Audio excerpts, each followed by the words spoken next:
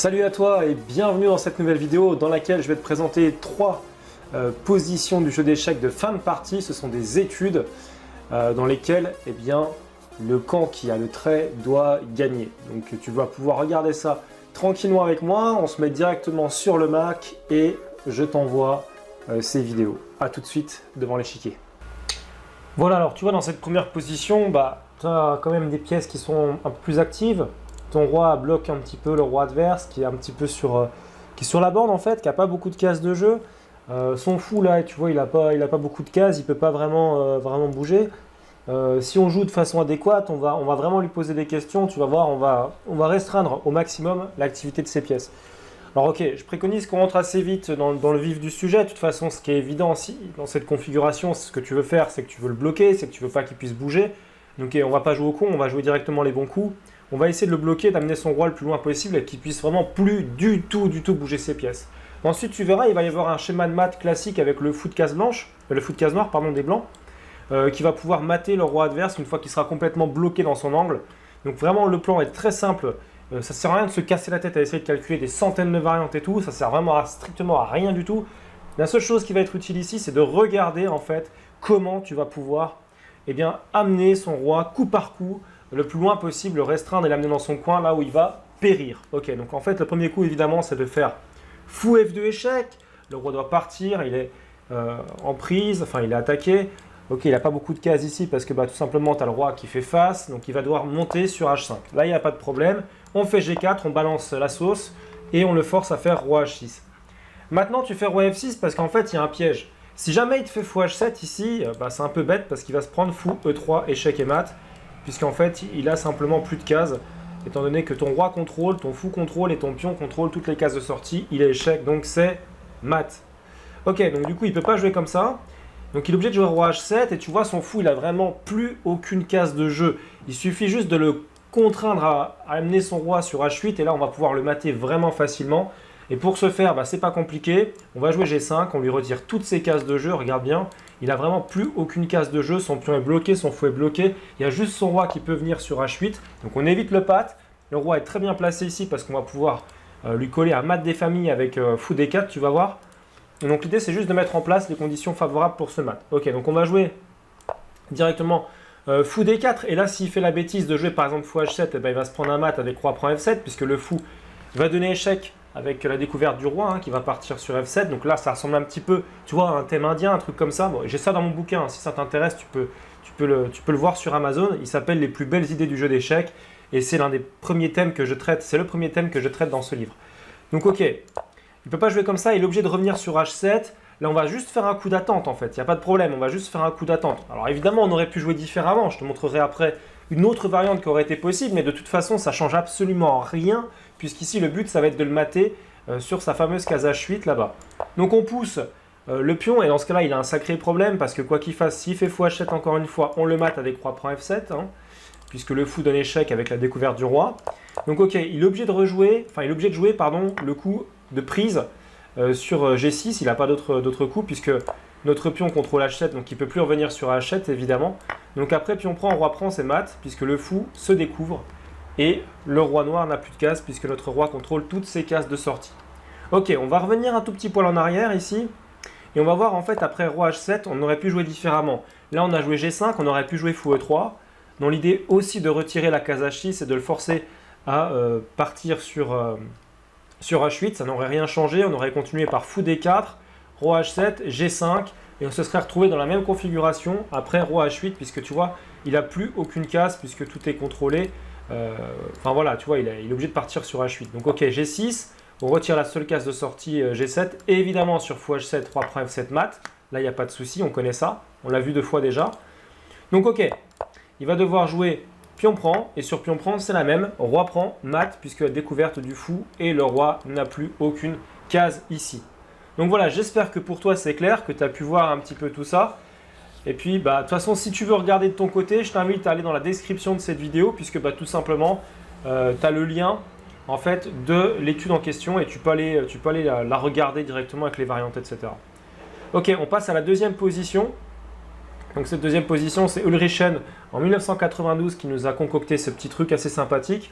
Donc l'idée, en fait, Ici, tu vas voir, ça va être de gagner avec les blancs. L'idée, c'est de pousser ce pion à dame, d'aller à promotion et d'empêcher les noirs de faire la même chose, évidemment, pour éviter que tu aies une partie nulle, parce que dame contre dame, c'est égal, tu vois. Donc l'idée, ça va être de le bloquer. Donc roi F5, premier coup, on bloque le pion. Et tu vois, on va menacer quand même de pousser ce pion-là à dame assez rapidement, en fait. Il n'a pas vraiment le choix. Il ne peut pas venir faire fou ici pour capturer le pion, parce que on a mis le roi sur F5. Donc roi F5, c'est un coup double. Ça permet de menacer de prendre sur F6 et ça permet de menacer de prendre le fou sur F4 s'il veut venir attaquer notre pion. Donc ok, il est un petit peu mal barré, tu vois. Donc ok, fou D6, il doit venir impérativement sur la case F8 pour venir attaquer notre pion. Mais évidemment, là, on va lui jouer, tu vas voir, on va lui jouer un coup qui est plutôt balèze. On commence par roi E6 et on va tomber sur un schéma de gain. Alors là, tu peux te dire que c'est compliqué parce qu'après fou F8, il va capturer le pion de manière forcée. Bah en fait, si tu regardes bien l'échiquier, il ne peut pas capturer le pion de manière forcée parce que tu as un coup qui est super fort ici. Alors je te laisse le chercher 30 secondes si tu veux. Donc n'hésite pas à mettre pause et à regarder de ton côté si tu trouves ce fameux coup. Bah en fait, le coup, c'est tout simple, hein, c'est de faire fou D3 échec. Donc ok, fou D3 échec, libère la case pour que le pion puisse pousser et qu'il ne soit pas capturé par le fou des noirs, tu vois. Donc ok, roi prend. Et là, H7, donc on menace immédiatement en fait de venir, tu vois, faire dame hein, ici. Donc ça, c'est un problème pour les noirs, ils sont obligés de stopper ce pion. Donc fou G7. Et maintenant, roi F7 qui gagne en fait la partie parce que sur fou H8, et tout simplement, tu as roi G8. Ok, donc on va voir que c'est pas si simple parce que tu vas capturer le fou, mais il y a quand même ce pion-là qui va pousser, tu vois, et c'est pas évident de savoir si tu vas gagner ou quoi. D'autant plus que c'est un pion F et tu le sais peut-être si tu suis mes cours ou si tu prends des cours avec moi ou je sais pas si tu as déjà vu des vidéos que j'ai faites là-dessus parce que j'avais fait des lives et des vidéos sur ce thème-là.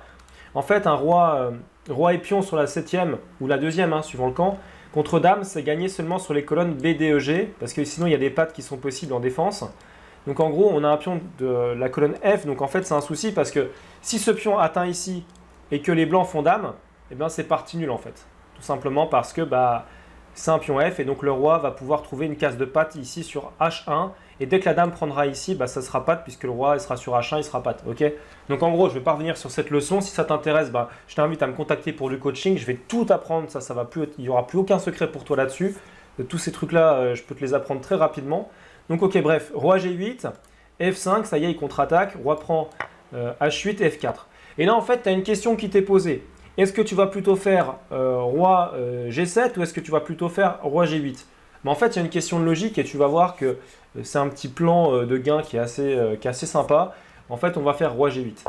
Et l'idée, c'est que F3, le pion pousse, attention, dame, F2. Et là, tu vois, on atteint une position qui, normalement, devrait être nulle si tu n'as pas un coup gagnant. C'est-à-dire qu'en fait, ici, si le roi noir peut arriver au contact du pion, de son pion, peut le protéger, en fait, ça sera partie nulle parce que c'est un pion de la colonne F. Donc encore une fois, si tu ne connais pas ces trucs-là, je t'invite à me contacter pour que je puisse te les expliquer. Ok, donc F2, mais là, il y a un super bon coup pour les blancs. Donc je te laisse le chercher un petit peu, je te laisse mettre pause dans cette position et chercher par toi-même le superbe coup que les blancs peuvent jouer et qui va vraiment leur permettre de gagner la partie. Voilà, donc j'estime que si tu veux, tu peux mettre pause. Ok, moi je vais continuer pour les autres.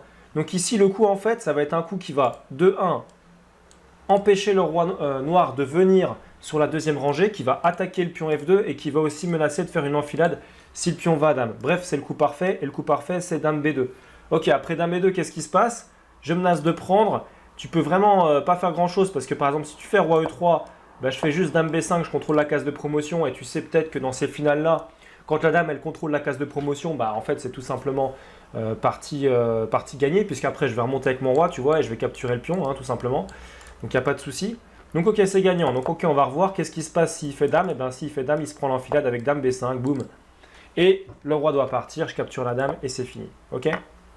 Donc voilà pour cette deuxième position. Et tu vois que en fait, c'est passé tout près, mais on avait la combinaison à base de dame B2, je remontre. Hein. Ici après dame F2, et tout simplement dame B2 qui va permettre d'attaquer ici, qui va empêcher le roi de venir protéger sur la deuxième et qui va permettre de me faire l'enfilade si le pion va à dame. Ok, c'est le coup parfait, ça gagne. Hop là, j'ai un petit bug. Ok, on repart sur la troisième position. Donc ici, en fait, c'est à peu près le même style, tu vois.